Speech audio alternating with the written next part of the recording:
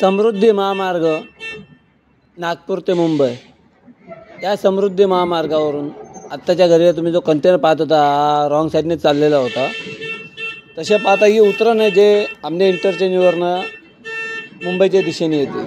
हे सध्या आमने इंटरचेंज या ठिकाणी जो मुंबईच्या दिशेला जी उतरण जी एक्झिट आहे समृद्धी महामार्ग त्या एक्झिटच्या बाजूने हा एंट्री करत होता कंटेनर आणि याच्या लक्षात आला की हा चुकला आहे। तेव्हा तो हा कंटेनर फिरून घेण्याचा प्रयत्न आहे, परंतु तिथे जागा खूप कमी आहे, तिथे कंटेनर फिरणं अशक्य आहे आणि या रॉंग साईड जाण्यामुळे खूपच लांबलचक मागे रांग लागलेली जी सरळ येणारे होते तुम्ही पाहू शकता।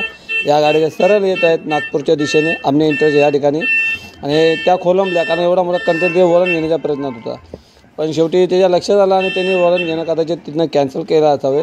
त्याला गाडी सरळ करायची होती, जेव्हा पुन्हा रिव्हर्स गिअर टाकून मागे घ्यायची होती आणि मागे येऊन याला निदान 500 मीटर अंतर तरीला गाडी मागे घेणे, तेव्हाच तो त्या मागे गेला 500 मीटर अंतर का तिथनं एक वळण आहे त्या वळणावरनं तो बाजूच्या रस्त्याने पुन्हा दिल्ली मुंबई एक्सप्रेसवे पकडून पुढे गेला 250 मीटर का पुन्हा मागे येणे आणि त्यानंतर त्याला पुन्हा वळण घेऊन नागपूरच्या दिशेने कमी 3-4 वळण आहेत आणि असो जे काय असेल ते असेल। याला याची चूक समजलेली आहे की बाबा रॉंग साईडने चालला आणि इथून सरळ हा गेला तर कमीत कमी 2.5 ते 3 किलोमीटरला सरळ रॉंग साईडने जाणं होतं, कारण आधीमध्ये कुठेही डिवायडर वगैरे नाही, कुठेही रस्ता दुभागला गेलेला नाही आहे।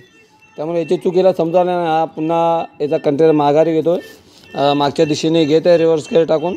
याला इथून कमीत कमी 250 ते 300 मीटर मागे घेणे, त्याच्यानंतरच त्याला ज्या दिशेने आहे त्या दिशेने जाणं आहे।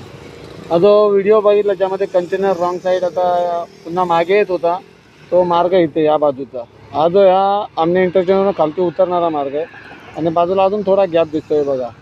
हा जो गॅप दिसतोय हा पुढे हा जो दिल्ली मुंबई एक्सप्रेसवे आहे याचं काम सुरू आहे पुढे, तर जे काही इथनं रॉंग साईडने येतात त्याला कारण इतकंच आहे की इथे वेअरहाऊस अँड लॉजिस्टिक जो दिसतो ना त्यांना एंट्री एक्झिट कुठे माहीत नाही, कदाचित तिथनं निघालेले कंटेनर असतील, कारण दुसरे जे येतात ते बाजूच्या रस्त्याने येतात या रस्त्याने।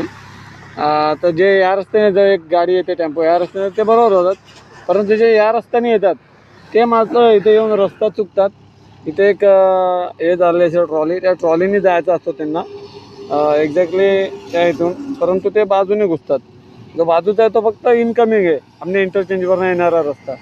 अशी एक छोटीशी माहिती का आपल्यासाठी। व्हिडिओ आवडल्यास लाईक करा, चॅनल पहिल्यांदा आलं असल्यास सबस्क्राईब करावे आणि दिवसभरात ना अनेक कंटेनर इथनं रॉंग साईडने या बाजूने जी उतरण या साईडने वरती जाताना दिसतं। आता मी बरेच कंटेनर्स वगैरे गाड्यांना कारण तिथे बाजूला वेअरहाऊसला मी कामाला तर मला तिथं अडवतो, जायचं असतो या लेननी जातात या लेननी।